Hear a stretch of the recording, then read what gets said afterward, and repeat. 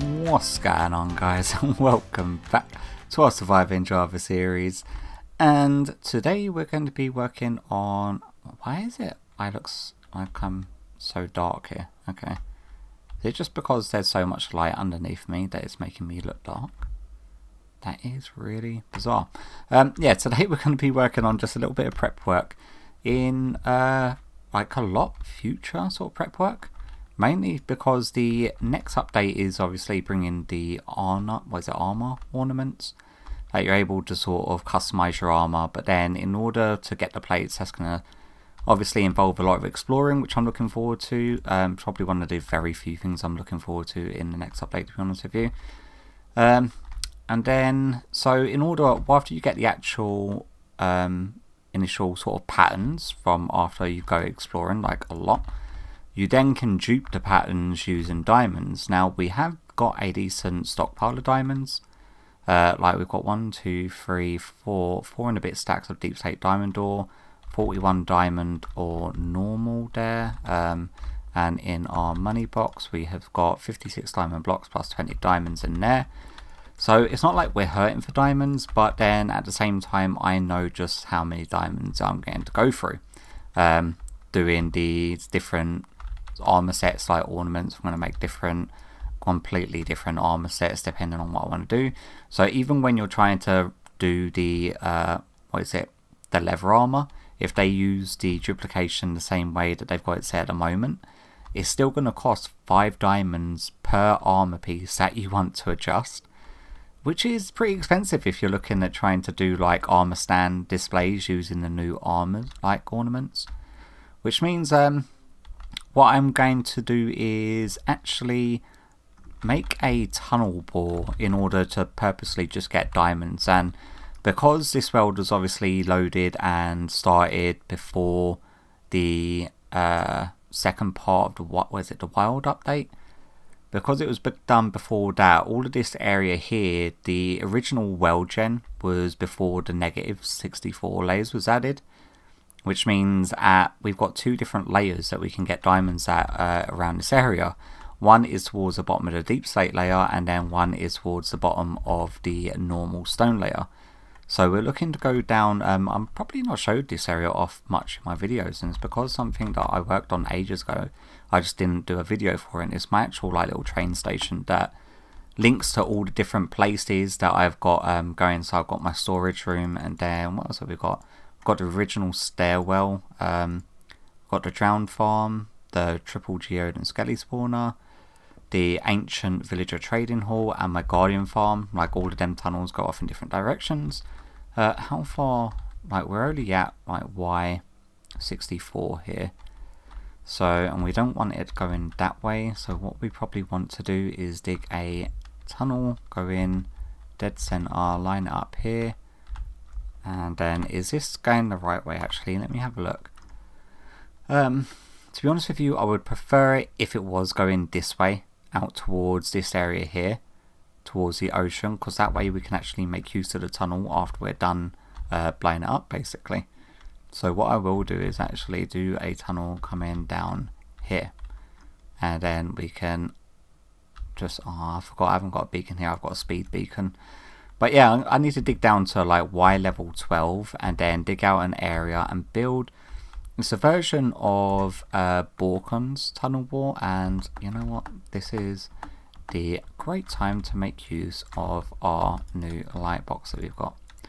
Because I didn't bring any torches, so you just got to make sure that you leave like 1 of each thing in them slots, so then when I go to refill it, it can be easily refilled. Although I'm not sure if I'd done my light box, did I? I think I done the... Oh, you know what? That's going to really bug me. We're going to have to take that up one higher. I think I only done the redstone and my util box. I am going to be adding more pods into that sort of ender chest shulker filler, just to keep my boxes organised. That way I don't have to worry constantly about filling them up. And a light one is relatively easy to do. The only thing that's sort of difficult with the light one is going to be the, oh crap, oh my god, is the shroom lights. I think is going to be the more difficult one. Can we like, let's see if this is possible. we can use our puddle jumper in order to get back up there. And nope. Okay, let's go here. Ah, so close. Ouch. Okay, line it up. Ah, what a shot. Okay, yeah. Yeah, I want to do the... I've completely lost my train of thought. What was I saying? I want to do the light box. Oh, I was saying the thing that's going to be difficult regarding doing the light box, like the auto filler of the light box, and I think that's going to be shroom lights, and glowstone is probably what we're lacking more. So I guess I could get some clerics on the go in order to get glowstone. It's like a relatively easy way of doing it. And I have got like 4 villagers over at the ancient trading hall that have no trades at the moment.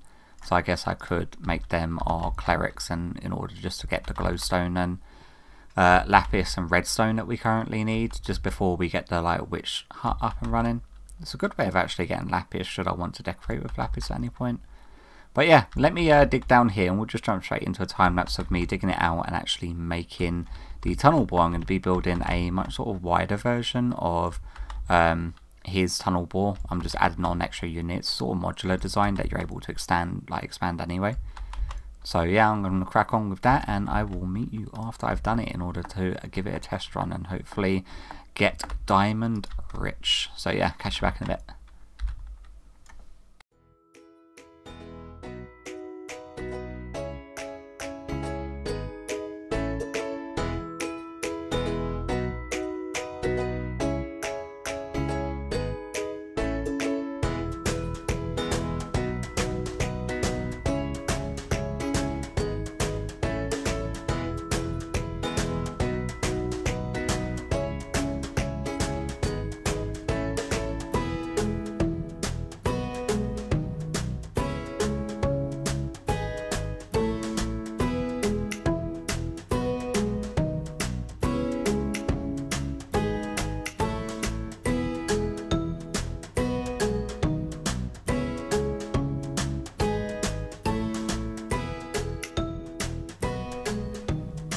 Alright, so after some tweaking, I managed to get it working how I intended it to work.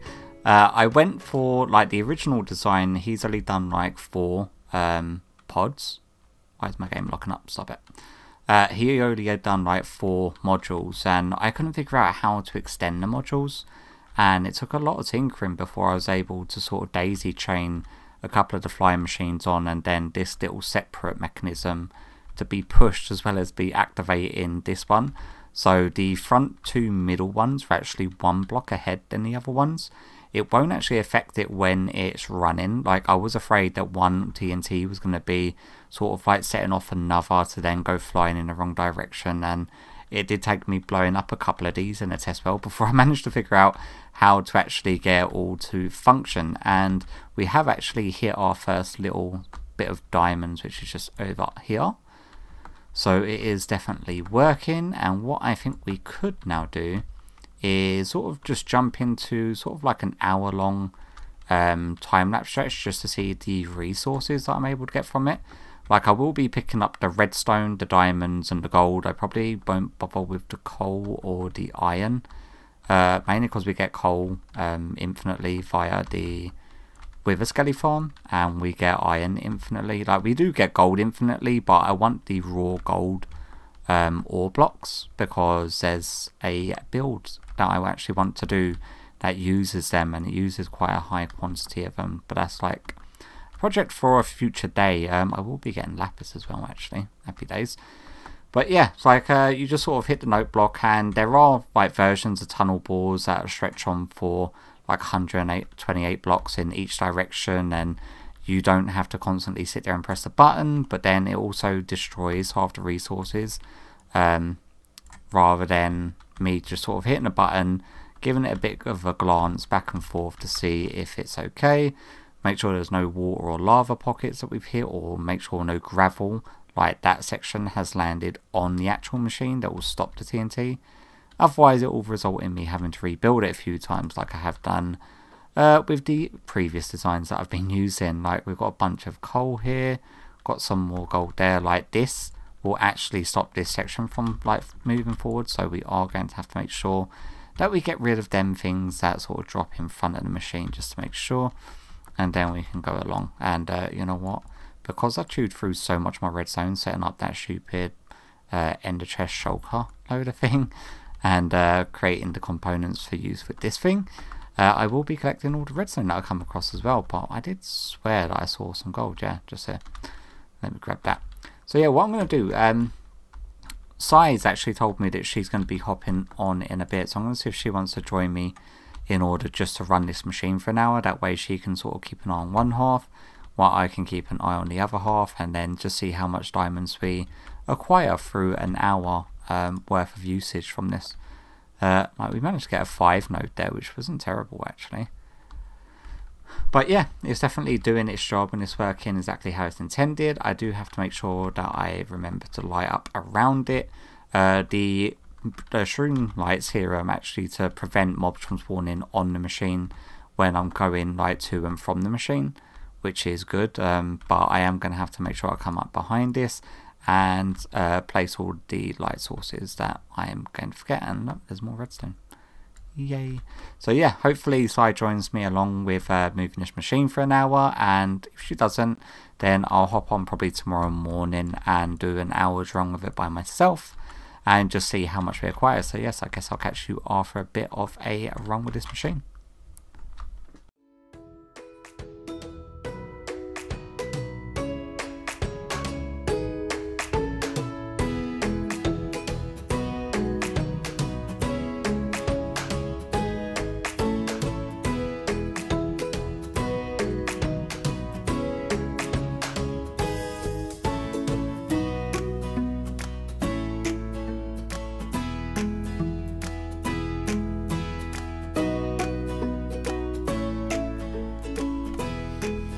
Alright, so Clowd and I actually came on and kept me sort of company while I was running the machine.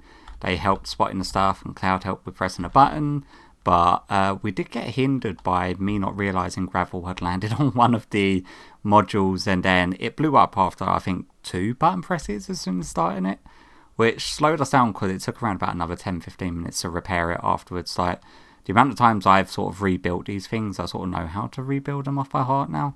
So it wasn't too much difficulty rebuilding it, but it does just sort of slow you down when you sort of set yourself a time limit of an hour. But even with that hindrance of it blowing up, what we have got ore-wise is all of these goodies. So we've got nearly a stack of gold ore, over half a stack of copper ore, 50 odd ore of iron, I wasn't even going for that. A bunch of coal ore, I wasn't going for that. We've got 1, 2, 3, 4, nearly 5 stacks of redstone ore, over half a stack of lapis ore plus a stack and a half of lapis. We've got 15, what's that, 28 deep slate, well, deep slate is just diamond ores, and then plus 2, 25 blocks of coal, 17 blocks of normal redstone, bunch of raw iron, raw copper, and some raw gold. And the bits that got blew up by the machine that I wasn't, that I didn't spot before the next lot of TNT had gone off, obviously they break the blocks and you then have to get it. But what we can do is see just how many diamonds we get.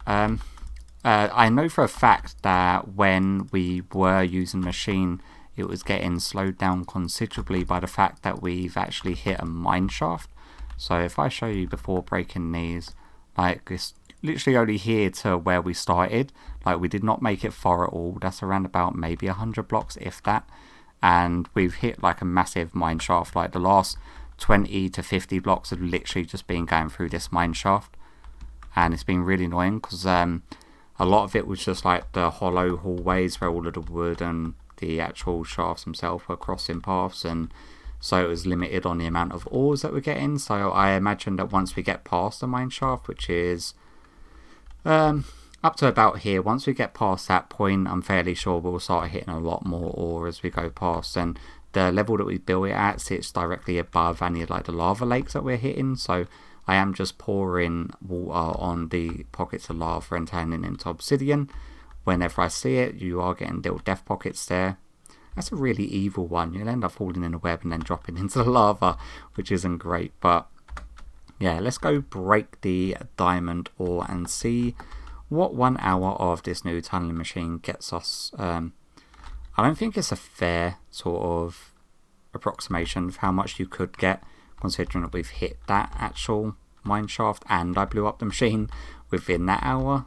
So I imagine that the usual running of it, once I get more used to the wide angle of it, I will be able to spot the ores a lot more easily than what I have been. So yeah, just over a stack, and that is stack plus 2. And then if we what is it like 6 or 7 per thing, so that alone will get us, what is it, 10 duplications of armaments, which is more than enough to do like 2 full sets of armor, like adornment things. So that's not too bad for an hour. It like gets us 2 sets of fully customized armor after we found the actual things once the update comes out. But yeah, this is going to be a machine, and it's a sort of 2-for-1 machine. Like, one is that it's allowing us to top up on the redstone, which we most sorely need. 2, I really enjoy blowing stuff up, so it scratches that itch in my brain that makes me feel good. And then there's also a third thing, that it's actually doing the pathway over to this turtle enclosure. I actually want a pathway to come out over here and open up into the water with a staircase coming up and have like, what I'm imagining, because we've not actually built an aquarium enclosure yet for our zoo project, having it come up and then have an underwater walkway for the aquarium, I think would be really good. And this obviously will have to go through and neaten up all of the walls and decorate it and tidy it up, but a nice big wide opening sort of like this will be really good and easily to decorate. I will probably end up wanting to take the floor down another block or take the ceiling up another block. I'll probably go ceiling up because half the floor is deep slate and I don't really want to have to go dealing with that. But yeah, nevertheless, I'm probably going to call it there for today's episode. It's been a little bit of a odds and ends one, so I know really big main project, but digging this area out in order to set up the machine, and then plus the hassle I got with adapting the original Borkon design to make it an extra wide version, took me like an extra good few hours worth of tinkering in a test build. And then the run here, having blown it up, did not go particularly well. But yeah, nevertheless, hopefully you've enjoyed today's episode, and hopefully I'll catch you all in the next one. Bye bye.